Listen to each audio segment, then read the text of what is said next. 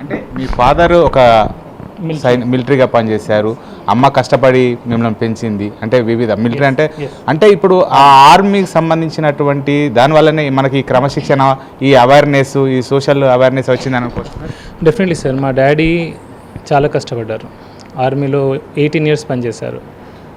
ఎలా అంటే మా డాడీ రూల్ అంటే రూల్, ఇది కరెక్ట్ అంటే ఇది కరెక్టే. సో ఇది కాకుండా వేరే చేస్తే మనకు 10 రూపాయలు ఎక్కువ వస్తాయి అంటే అట్లాంటి పనులు మా డాడీ ఎప్పుడు చేయలే.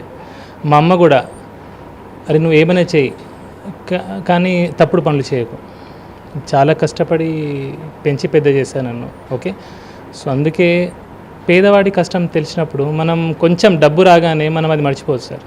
ఎందుకంటే మనం కష్టాలు ఉన్నప్పుడు మన కష్టాలను మర్చిపోతే ఆ దేవుడు చూస్తాడు. సో అందుకే, ఎందుకంటే మనం 10 మందికి పనికి రాకపోతే ఎందుకు సార్ మన జీవితం? అది డాక్టర్ అయినా ఎవరైనా కానివ్వండి. సో 10 మందికి పనికి రావడమే మన పని, అంతే.